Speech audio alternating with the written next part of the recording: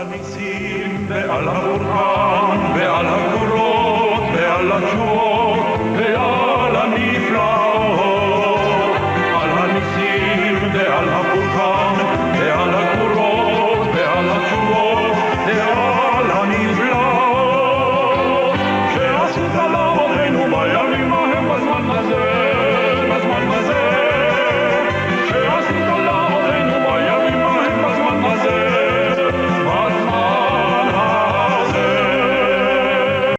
Welcome to Jewish Life, a program presented in cooperation with the Jewish Community Relations Council of Long Island. I'm your host, Stewart Ain.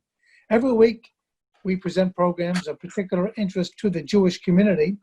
And today we're going to be speaking with two Holocaust survivors and hear their stories and also see their paintings. They all, both of them are now painters and expressing what they experienced through their artwork.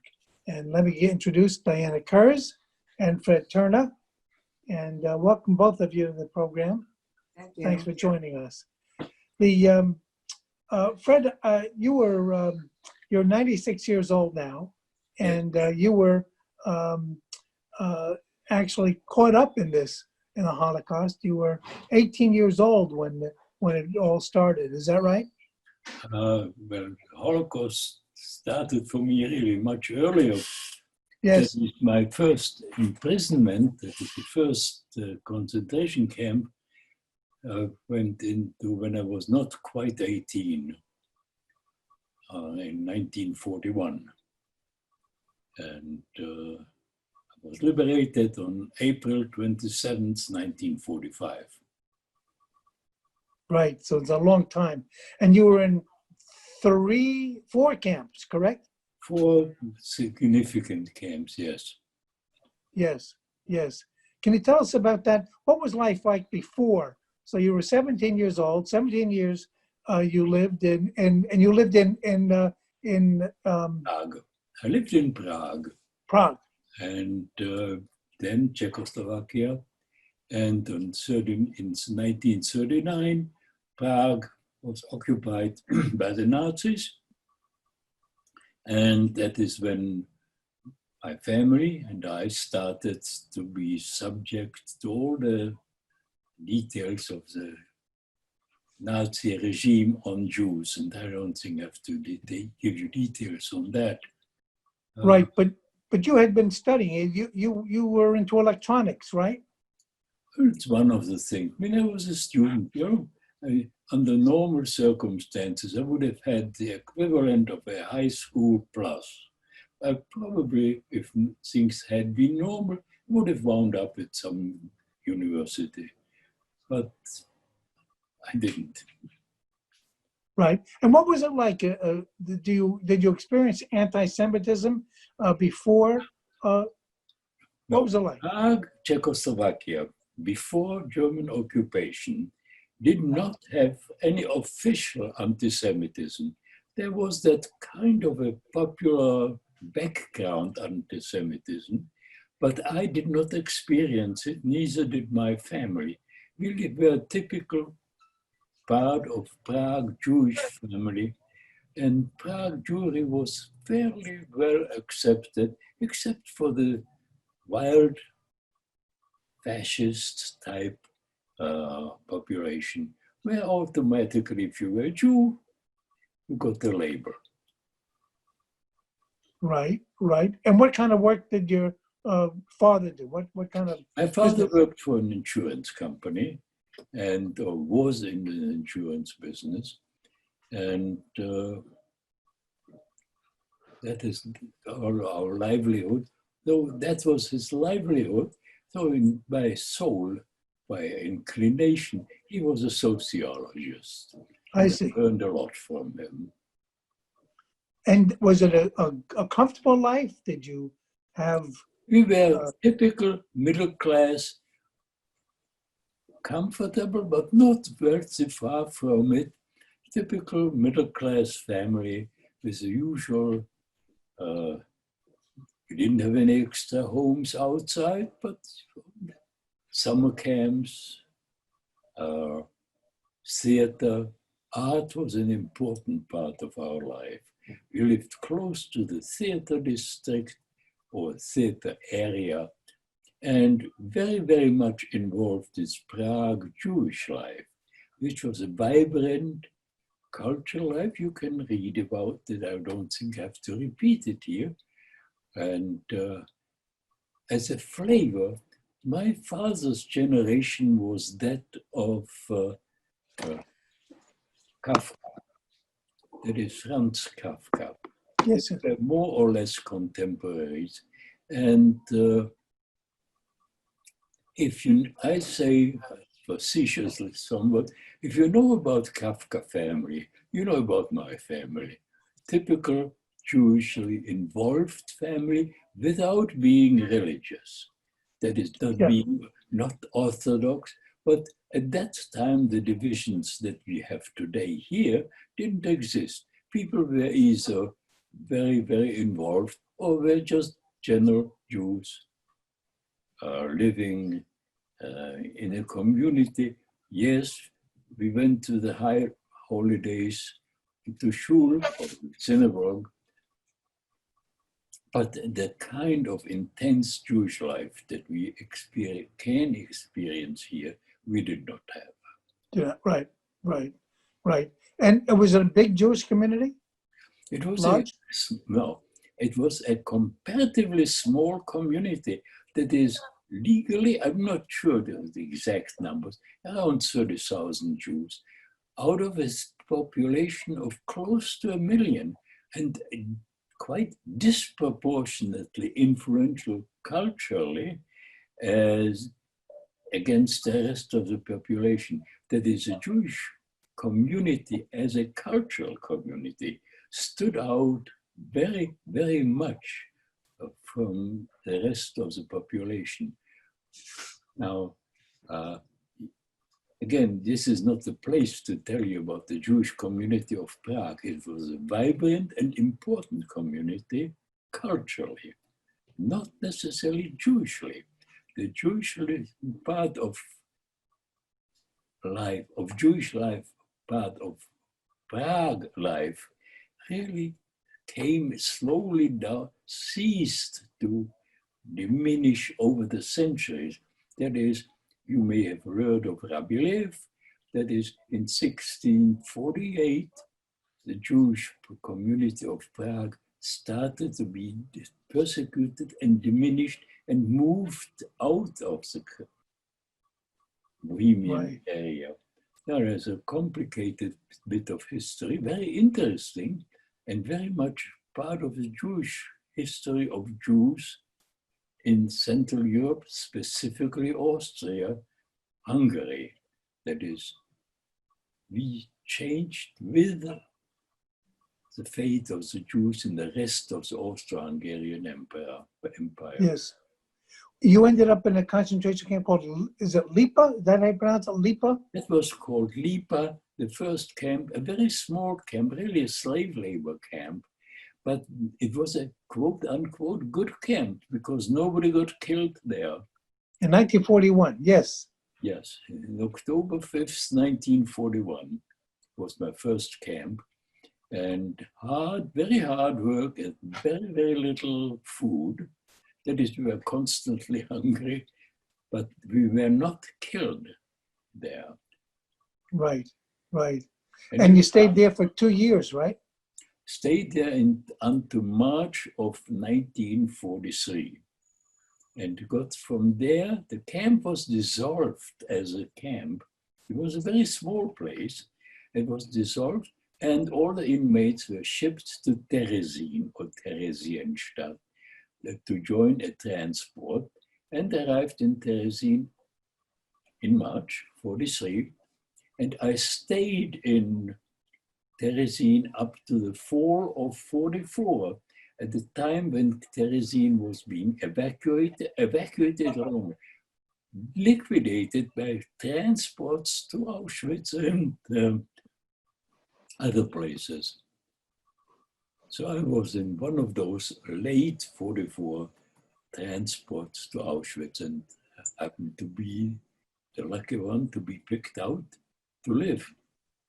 Right, and Terezin was a show camp.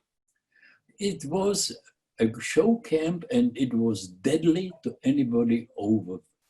If to an older person, it was a death sentence. To a person my age, that is, I was in my 1943. Yeah, 21. Yeah. So I was physically able to handle it. And more important, I was able to handle it mentally. That is, I could look forward to a life. We didn't know at that time that all the Jews would be systematically killed. In 41, death camps didn't exist. That is, the conference that established death camps was in January of 44. 44? Or was it? 43, No. Sorry, 43. Okay. The but in Terezin, they had the as I recall, there were orchestra they had there from the inmates. Within the permission of the SS, certain activities were allowed, very, very much as a kind of a make-believe, as if it were a real community. Now, the outside was that. The inside was different. It was a rough camp for anybody but younger people. So it was a show. That you saw the Red Cross and you wanted to be able to say, "Hey, it's a ruse. This But is you not." know how we went about it? How'd you do it? Yeah, we of that crew, we said, we're going to do such a perfect job that is, we could be very clearly fakery. That is, with old houses painted beautifully, the window frames perfect, everything done to perfection, a stage design, and we felt that the so-called International Red Cross would look through it. Actually, the Red Cross, we may have details on that, was a German, a Swiss, and a Dane. Now, all three officials of their National Red Cross. Obviously, the German was a Nazi. The Swiss was his Nazi sympathizers. And the Dane, after the war, said he saw through it, but there were still 500 Danish Jews in Terezin, and he wanted to make quite sure that whatever he said would not endanger them. So he kept his mouth shut. So they weren't just gullible. They saw through it, but they didn't want to say anything. It was a setup with, yes, with a conclusion before the right. And then they did send you to Auschwitz, finally. I know everybody was sent to Auschwitz. Yeah. When the war, as it was closing down sort of in 44, by then out of the Jewish, out of 60,000 and more or less prisoners in Terezin, only about 10,000 remained. That is, they didn't manage to ship everybody else. So there were some survivors. Did you ever go back after the war, by the way? I went back well, it took me a while to be able to, but yes, I went back to Terezin to look at it. And yes. It was by then a fake. And the situation was changing rapidly after the Nazis were chased out. The communists started to have more and more influence. And I was shipped back to Prague after liberation and realized very quickly that I'm going to be in another dictatorship. I married another survivor after the war. That is, she too had been to Terezin and Auschwitz. a very unfortunate person, a wonderful person who was very, very much affected by the war. Yes. Many, many years ago, I'm now married for 30 years, 39 years, to a wonderful lady. I'm very fortunate. Right. And does she have your passion for painting? Huh? Does she have your passion for painting? Who is she? My first wife? No, Rebecca. Oh, Rebecca. No, she's not. She's right now she's a medical person and Yes. right out there in the hospital now, at this very moment, in Brooklyn. You know, I'm scared stiff. You know, she is right there on the front line. And Yes. but that is what she wants to do. That's her trade. And she is, in her 70s now. So I'm very fortunate. I'm a lucky guy, and I know it. Right, right. Now, Diana, you were able to escape. You were born in Vienna. Yes. And then you fled to Italy, but then you got out of Italy. That was a good move, right? You left. Well, we had no choice. I think we could only stay a very short time in Italy. That was in 38. We left Vienna in 38. So you saw the handwriting on the wall. You knew. I didn't. I mean, this is before the Auschwitz. I was an infant. Right.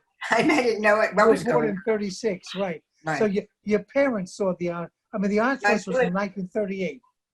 My mother knew. My mother, I wish, when you're a young child or even an older person, your parents tell you these stories and you feel like you've heard them so many times and you don't even pay that much attention.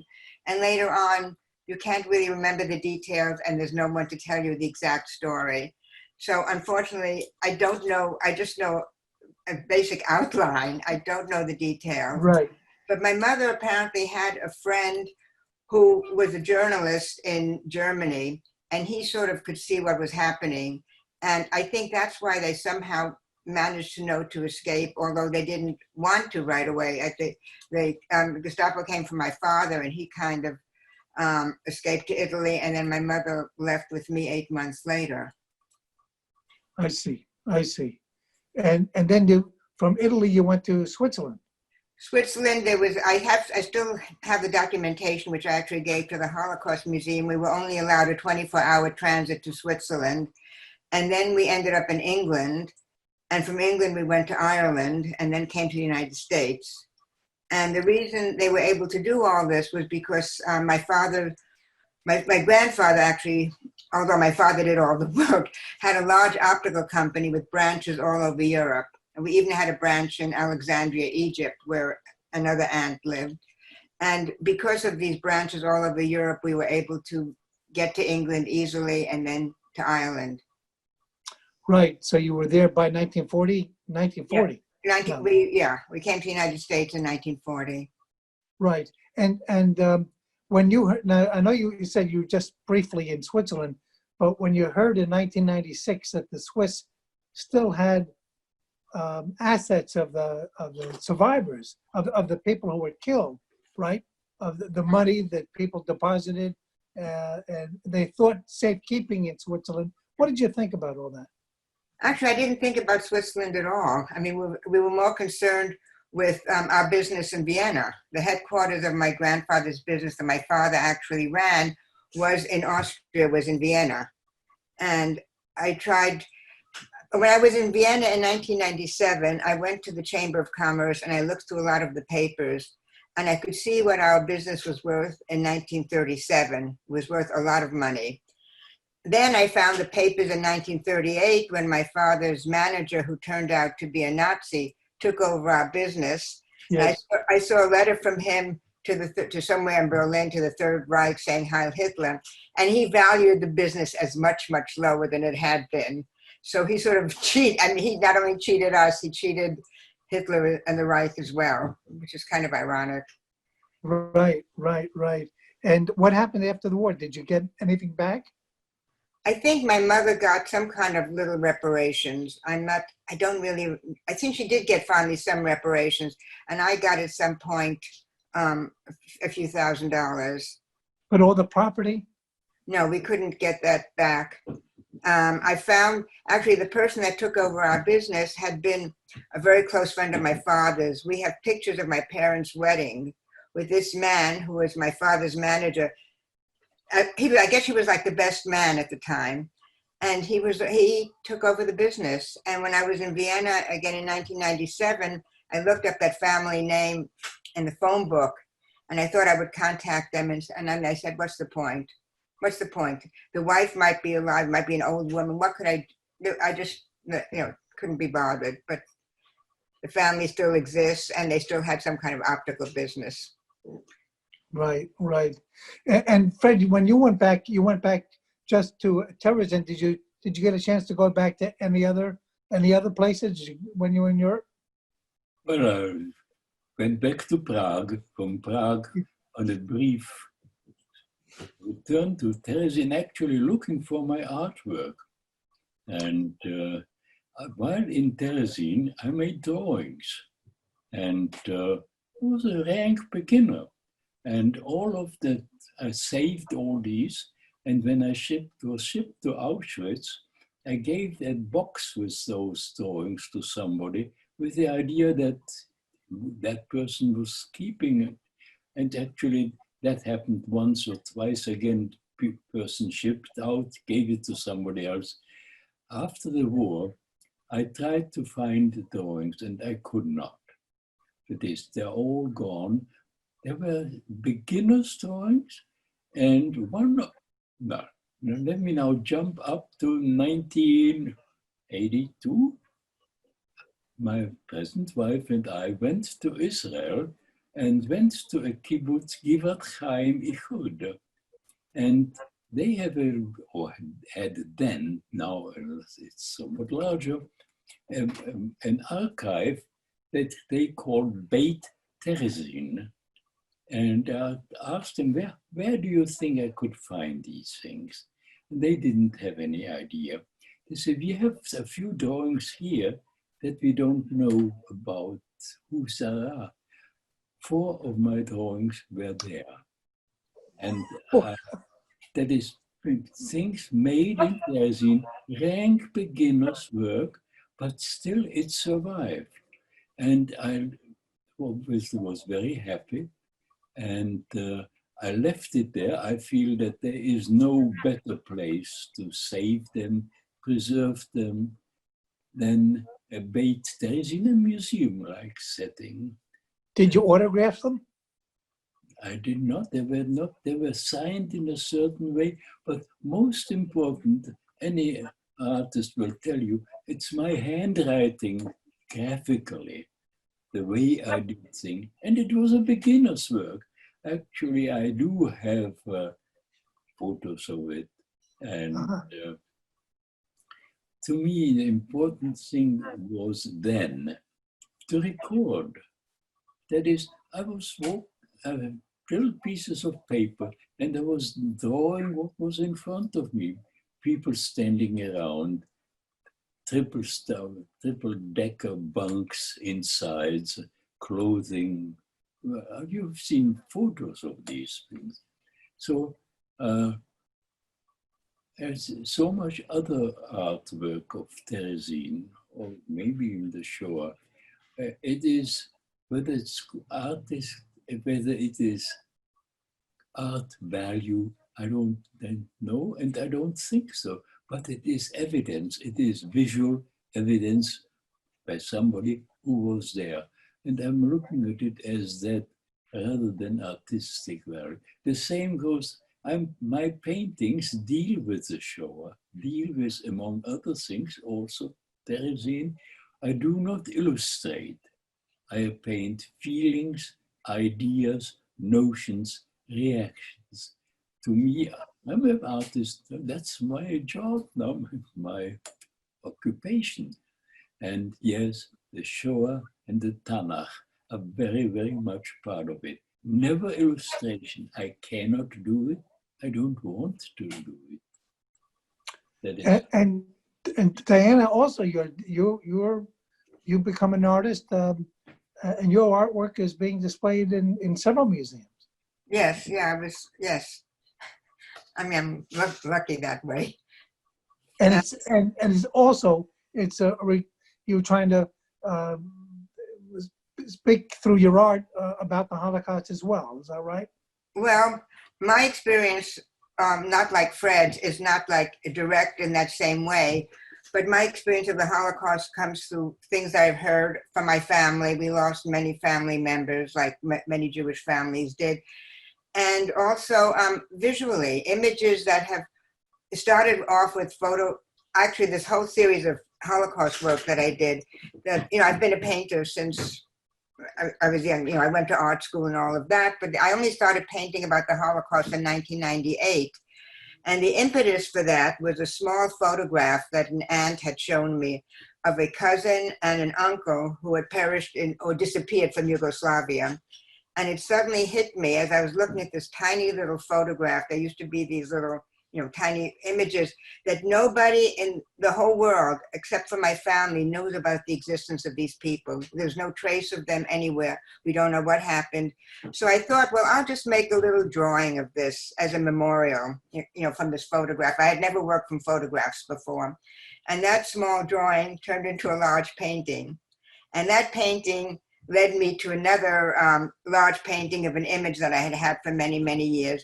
And so my work basically was based on photographs and things that I've heard about and things that I don't show any death, and there's no death in my paintings. They're not negative. They show people as they were when they were alive.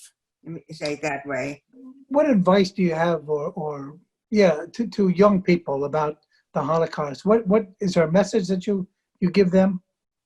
Well, that message is that it can happen again, and in some ways it is happening in other ways. I mean, there are terrible things happening all over the world. There's, and we just have to hopefully learn from mistakes. Thank God there's nothing been as, let's say, as institutionalized as what happened with the Nazis, but there are still terrible massacres, terrible killings, terrible prejudice all over the world. And Fred, in 30 seconds, do you have a message to the young people? Yes, be involved. That's it, the entire message. Be aware of the world, how the world is. My entire life after the war, first in a slight intensity, but later on very intense, Right. To create a world worthwhile living in. That is, whenever I speak, and I do speak, or did speak quite a lot, I was quite involved.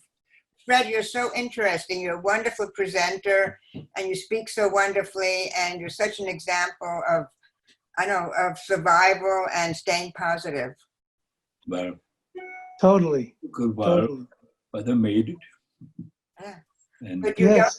don't, More than made it. Yeah. Yeah. I'm very fortunate, and I'm aware of living in a world that needs a lot of memory and people like Terna and me to remind people what counts. I think that is what I learned eventually, what is important in life.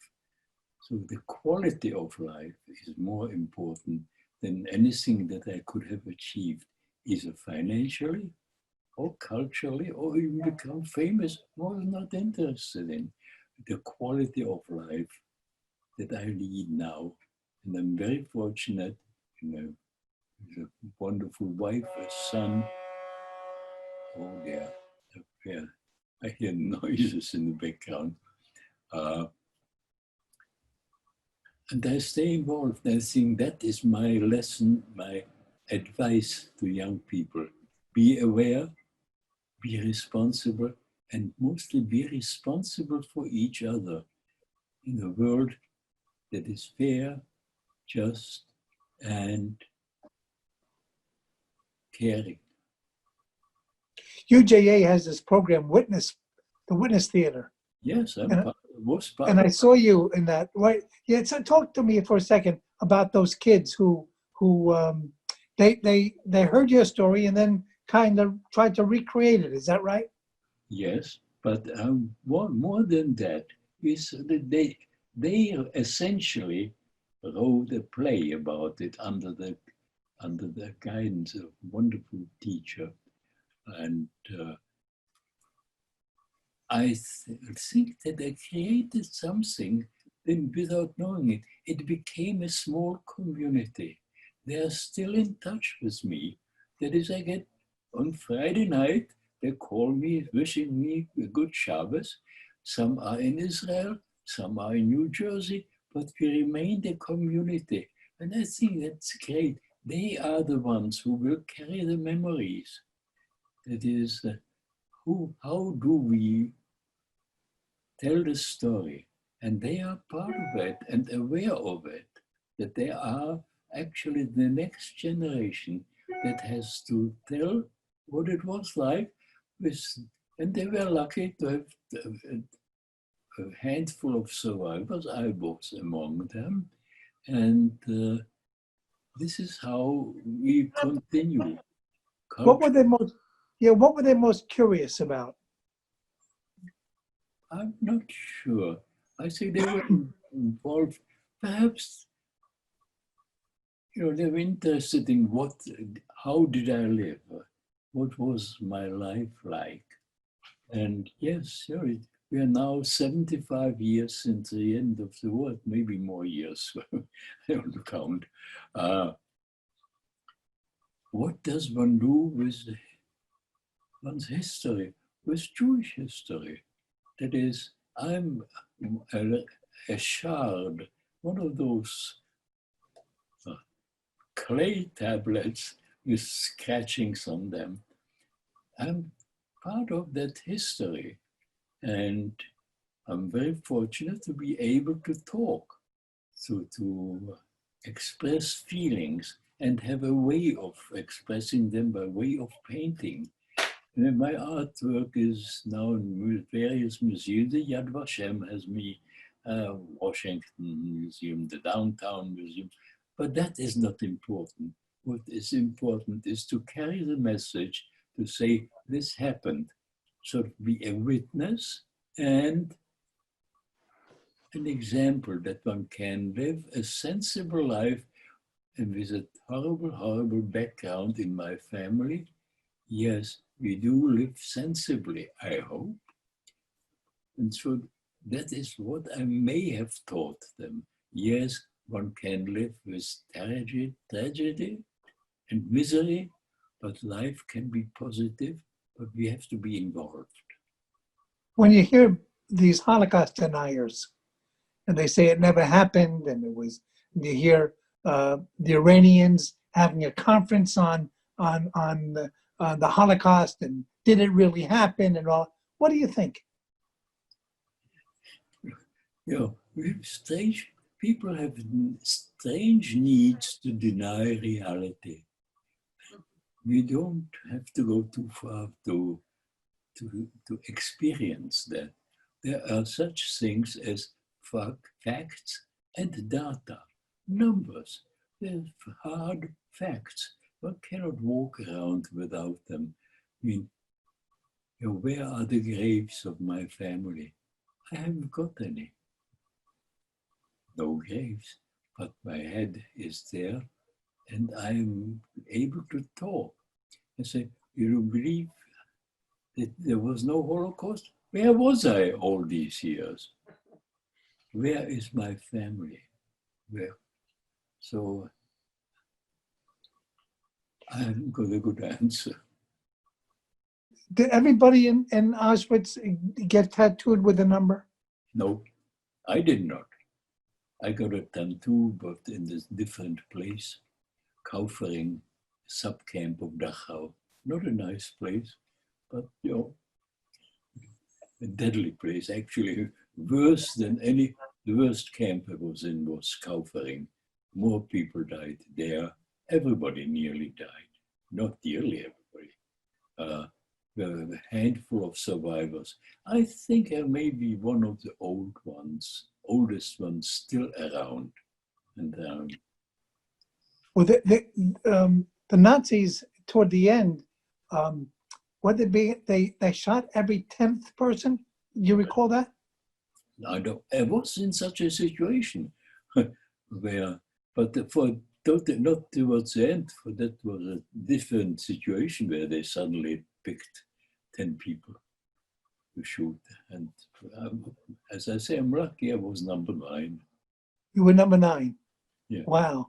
No brains. This is how I survived. Brains? No. Skills? No. Luck.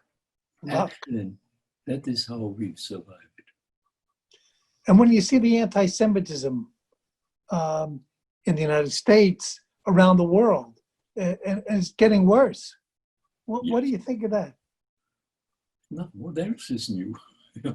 We've lived with it for 2,000 years, and from the destruction of the emperor and under the Romans, this is something that is part of our history. And yes, we've been trying to tell the world it happened. And I think we've somehow managed, I think what I have done is managed to tell the story. And whenever there is denial about this or that, here I am. I'm a living witness, still, I hope, for a little more. And as your audience is a witness to what they hear, what they see, that is, your films, your recordings are part of my job. That is to tell the story. And that is how we carried on.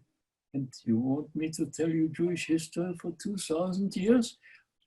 Yes, I know it, but I know the world knows it. And its fertility of all the people. I'm thinking of all nations and all the groups that existed. We are still around, still telling the same story, the value of life, the quality of life. That is, there are certain rules that we, as Jews, established. And we live by these rules. Some of these rules have been not altered, but interpreted in different ways. The world as we know it today is really living by our standards, the 10 Commandments being sort of an example of it. But different heresies about it. But we are still here, still saying, telling the same stories, telling the same ideas of the value of human life and the quality of human life. That is what counts, not fame, not territory, not renown or money or power, ideas about the quality of life. You can hear me expanding on that for hours. Well, the Museum of Jewish Heritage had an exhibit on Auschwitz. Yes. Did you get a chance to see that? Of course. You did? Oh, What did you think of it? It is an attempt to tell the story. Yes, it is mechanically right, factually right, but what it does not convey is a feeling. That is, I don't think it is possible to convey that feeling. How does one put oneself into the mind, the feelings of a people going into a gas? Forget it, it can't be done. But somewhere the museum made a very important decision to show where it was done, the mechanics to some degree. I don't think it can be done. What it does, I think, when we are talking about the Shoah, it is possible perhaps for an instant to get that feeling. But what it does not do is the time to live in it. That is, when a day has 24 hours, a day after day after day, with all the hunger, deprivation, persecution, and will to live a sensible life. And that is something that I don't think can be done. In my paintings, I try to give a feeling, but no more than that. And for an instant, when you look at it, there it is. But then we go back to the standard, the subways, the bus, the walk in the park, the normal life. I think that what I can add is underline the quality of an open, fair, and just community where we are all responsible for each other. If I've done that, even for a moment, I've done a job. They concentrated on the extermination, on the the gassing and whatnot. How long was it before you got to Auschwitz and you realized what was going on? Oh, until I got into Auschwitz, I didn't know. I mean, I knew about it in sort of very, very vague terms, but until you actually pass by Mengele and realize that you're the lucky one, pulled out of a transport of 1,500, they're that small cluster of able-bodied men being pulled aside. But that I didn't know before. Do you think it was Mengele you saw who did that? I think it was a guy in a uniform that looked, they're sort of fungible, mean SS in uniform, they look all the same. They look all the same? Right. So when did you discover that, once you got there, that this was going on, that the people who were on the transports with you had gone up in smoke? Well, it maybe hours at most. Really? Did you smell it as well? Huh? Could you smell it was in the air? Oh dear, yes. The feeling, the light, the smell, the ashes, yes. And mostly the yelling and the atmosphere on the inside of Auschwitz is something that even with all the effort of the museum, that is something they cannot describe. It may take a generation to find somebody to describe it. It has to filter through several generations before we can really get the feel of it. It's very difficult, I'm sure, if it can be done at all, and I'm not sure. I wouldn't know how to do it. The museum made a very, very important contribution, as do the organizations that are trying to keep the memory alive. And that is what I'm involved in right now, at this very moment. Yes, now they want all the school kids to go through that, to see the exhibit. So they had all the school children go to see the exhibit, and there were people talking to them about it. That's very important as far as you see it. I'm not sure whether it penetrates. If a school goes into the Auschwitz exhibit and hears about it, it becomes part of their memory. A minor part, not a major part. The actual experience of having gone through the Shoah is something that probably cannot be reproduced. I don't want anybody to reproduce it. I don't want anybody to live this. It's not something I would wish on anybody. But the awareness that this is a possibility, and it comes down to the question of how come that a group that was nominally civilized could allow a bunch of scoundrels to take over, to murder, to kill, to destroy. So this is what we are living with today in the world. There are groups that feel that they have the truth with a capital T, that they are the chosen ones. So questions of national exceptionalism is something that is detrimental. Today we have little examples of it, like in Hungary. If you ask somebody in Hungary officially, they feel they're the salt of the earth. And so take any other nation, in the world. They feel without them, the world will collapse. And yes, the same goes for religions. If you don't believe the way I do, whether Shia or Sunni or some other sects in the world, they feel that they are the ones that will save the world, that are the example for the rest, and the rest of the world doesn't have any right to live. And I think that we,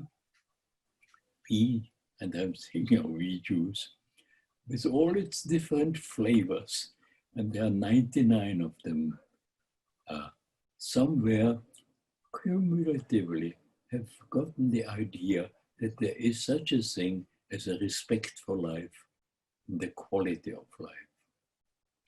A conscious decision was made many years ago to preserve Auschwitz, to preserve Terezin, the camps, rather than let them deteriorate. You think that was a good move? No. It's a little bit like Williamsburg in Virginia. Is it Williamsburg? You know what I'm talking about.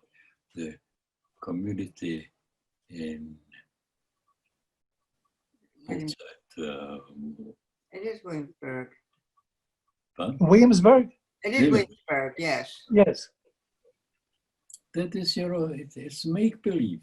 The streets are well paved, everybody is well dressed, everybody is well fed, and in those days, there was no roads, it was mud, and people lived in hovels, half of the people sick and ready to die of starvation, of being subject to the whims of whoever was there was.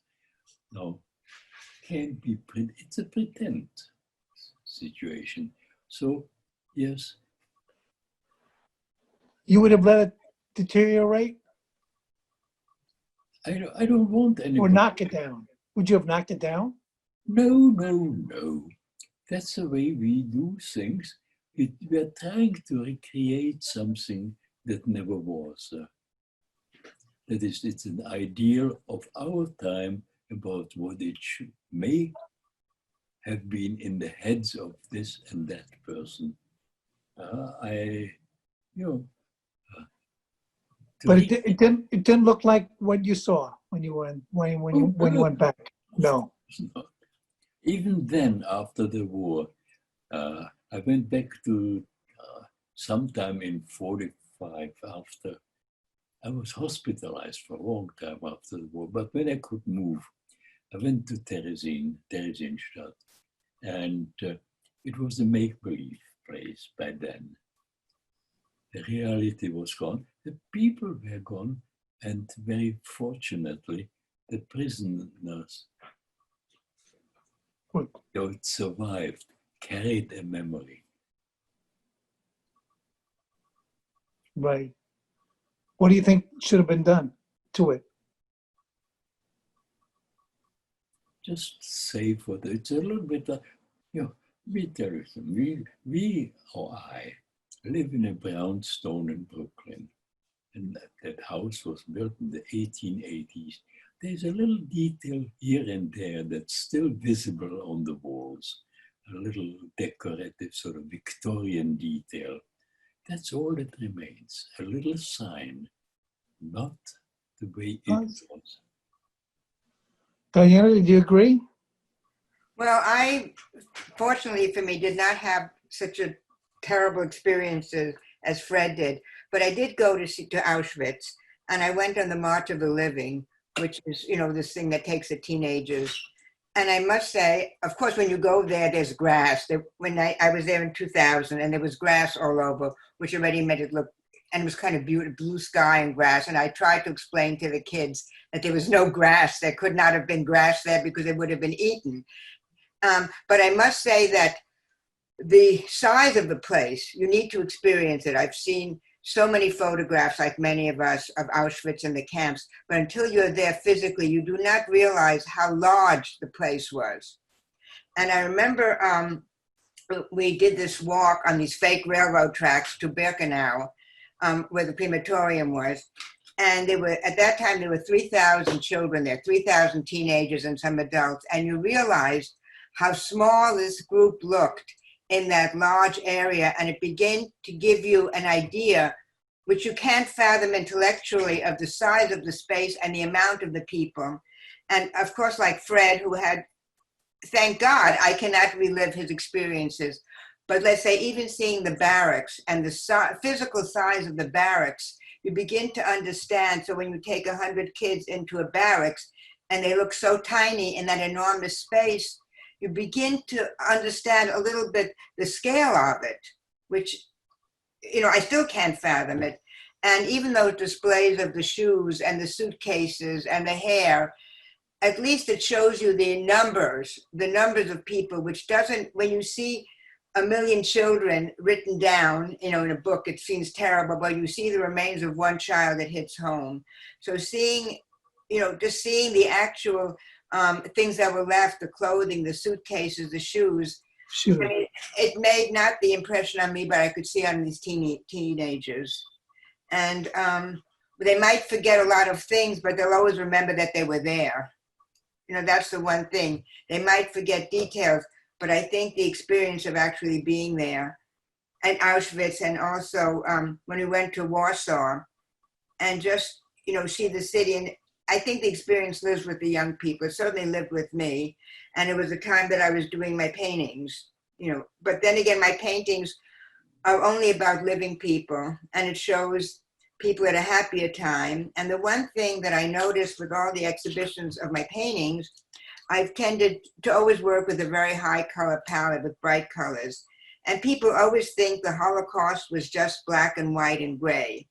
That's because the photographs that people have were not taken for the most part with color film. It was taken in black and white. So people were always shocked at the colors of my paintings. And I tried to explain that nature goes on and the weather was nice and there might have been the most horrific things happening, but it's very possible that the sky was blue. People, there was flesh tones, there was color. And I think, you know, I think that was a kind of contribution I might have made to a lot of young people, where they realized that this was real life that was happening, and these were real human beings that this happened to. And I know from the I've had, like you said, I've had work in a couple of museums. Actually, in Vienna, the museum in Austria have bought some of my work, and I have a piece in the Jewish Museum of Vienna. And the Wien Museum has 2 big installations on the theme of the Holocaust that I did, which they purchased from an exhibition I had there. But I know I've also shown in, I think, 13 or 14 different colleges and universities in the United States. And very often I would be invited to give a talk, which would be an artist talk, but they were more interested in the subject matter and the content of the Holocaust. And I think, I know from the experience I had, the people, I mean, I would think I might have helped some students identify with what happened, even if they were not Jewish and they were a different ethnic group, because we're all human beings underneath, and we all have a way of empathizing, I think, if we're taught the right way. Things are opened up to them. What is the painting behind you of the, looks like 3 children? Yeah, the painting behind me is only part of a much larger piece. It's based on a photograph that was given to me by a survivor of 4 of her siblings who had disappeared, been killed. I left out one of them because it didn't work physically. And on top, on the side, I very much like Renaissance paintings and early Renaissance paintings. And a lot of my Holocaust series have created like an altarpiece, you know, altarpiece format. So on the side, I don't have, I mean, I could take them out if you really want to see, but they're wrapped up. I have 2 side panels that come forward a little bit. And on there, I have my photographs that I took when I was at Auschwitz that look like picture postcards, with superimposed with actual black and white photographs that were taken at the time. And underneath, I have carved in out of wood in Hebrew the Valley of the Shadow of Death from the 23rd Psalm. It's hard to explain. I can, and on top there's some writing about what happened with the children. And I think what happens is, I know this from students that I've seen, that they can identify maybe more with these 3 children than they can with the idea of 1 million children having not survived. But I can't, I can't really explain. Maybe I can show you.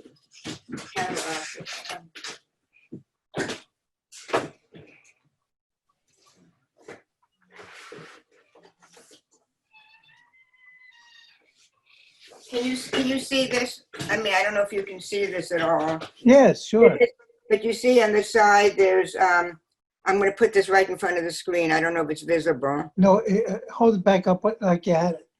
So right there, fine. Yes. So this is like, these come out at an angle, and it's a superposition of my photographs, which I printed to look like picture postcards, together with some terrible images of, not of people, but of the so-called architecture. And this is the Hebrew writing on the bottom carved out of wood, which stands in front. And then there's a piece on top. With You also said, and there were candles, like yard side candles on top, which you also said that the grief, the horror, large scale of the events of these times can only be described obliquely. That's what I think. I mean, like Fred, I have not been there. I cannot describe the emotion because I can just empathize with it, but I was one of the lucky ones that did not have to feel that emotion, so I can just show my empathy of it. And like I say, I mean, why did everybody, all those children, they all like Anne Frank? Because it's one person and it's not in a didactic, 1.5 million children. Right. And I think what's happened in a very kind of weird way, what Trump has done, excuse me for being political, but what's happening with the immigrants on the border. I mean, people haven't talked about it in the last 6 months, but the incarceration of children and taking children away from their parents and what's happened, I think that might have made the events of the Holocaust a little bit more comprehensible to people, that it could have really happened, or that it did happen. And we have to watch out that this doesn't happen all over again. And I don't want to get too political, but I think we all know what I'm talking about. Right. But you agree that to the camps, I'm talking about Auschwitz and terrorism, should those continue to stand? I personally think so. I mean, even though apparently Auschwitz now has a cafeteria and has become a little bit more of a theme park, but I think the actual evidence is there. I think this, like I say, the size of the barracks. I did not get to see the show with the Museum of Jewish Heritage. I mean, then the COVID pandemic came and the museum closed. But let's say you see a photograph of those barracks, it doesn't make sense until you're standing in there and you see the physical size and you get the sense of the atmosphere. Yes. Yes. And, I've grown up with those stories because we didn't mention it earlier, but 2 of my cousins who had been in Bergen-Belsen, who lost their parents, my parents brought them over here to when they were 9 and 10, and they grew up with me. And when they came here, they had typhus in the camps, and they came with very bad skin disease and a lot of problems. And my parents, we couldn't legally adopt them because Jewishly, if a child knows its own parents, it can't be a real adoption. But they grew up with me as if they were brother and sister. And when they first arrived, they talked very graphically of what had happened to them in the camps. And so maybe I internalized that in some way. As adults, we didn't discuss it anymore, but maybe the first year when they were here and they affected my life so greatly and they talked so graphically, I internalized a lot of what they went through. Fred, were you able to speak about what you experienced with Daniel, your son? Well, he's grown up with the notion, he knew from day one, not from day one, but from the Shoah, my experience was never a secret. It was never shushed or hidden. He knew that all the time. So he grew up with it, a problem that he has to live with. And I guess, there are no secrets about my past, and he has open access to it. And I don't know what he's going to do with it. It's part of his life, and in an extended way, part of the life of those with whom I talked later on, not hidden things. I cannot describe some of the things. That's different from keeping it secret. I didn't ask you, did Daniel go back? Did Daniel go and see Auschwitz or terrorism? Daniel went the usual trip of youngsters, teenagers. He came through the Heschel school, so as part of his school education, it is something that he experienced. How much he carried away from it, I don't know. But inside of him, there's that little extra that may or may not influence him. Maybe that he will carry on to the next generation. Something occurred this morning that I have a few phobias. One of them is to walk on wet ground. And it scares me, and it immediately throws me back into Auschwitz. We were in one of those barracks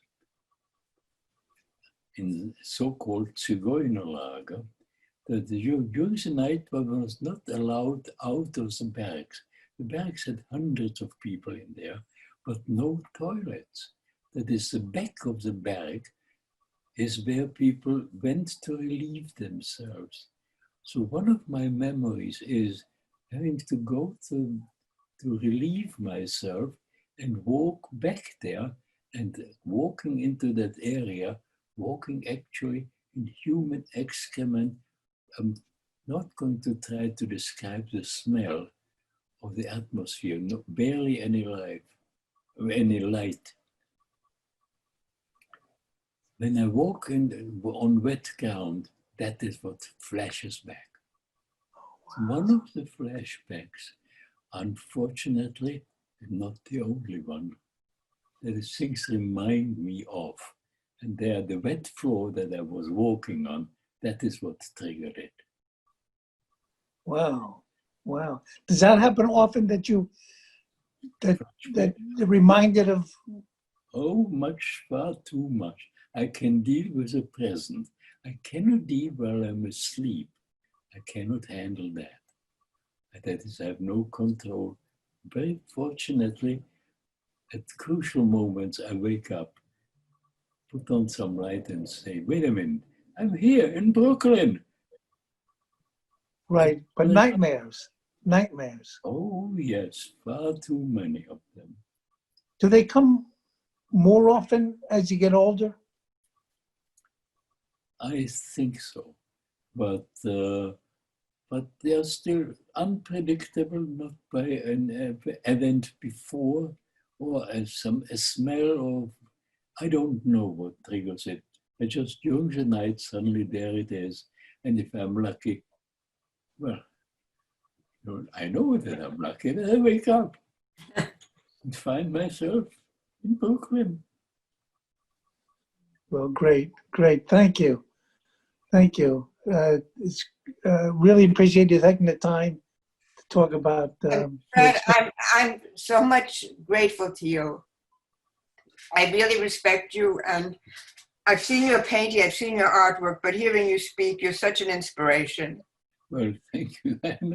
I don't take any credit for it. I'm just a fortunate person. Tell me what the painting is behind you, your own painting. Talking about me? Yes. My painting? Oh, me. Wait, move away so I can see the painting. Oh.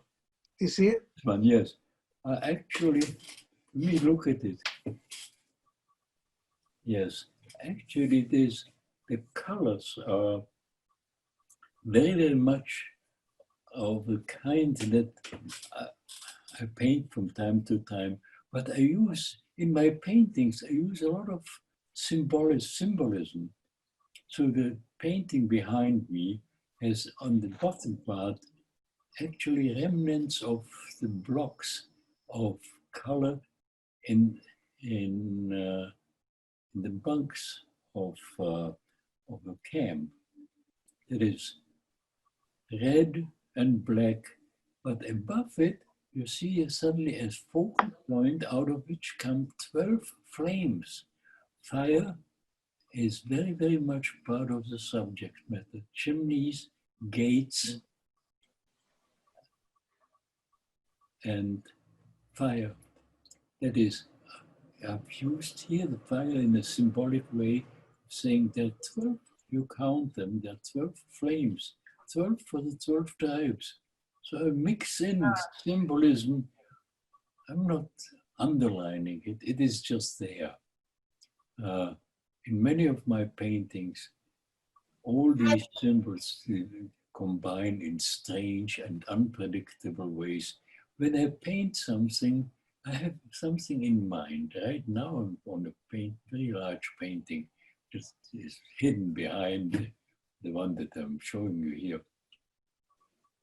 What it is going to be, I don't know. As I paint, it changes. I change with the painting. Painting is both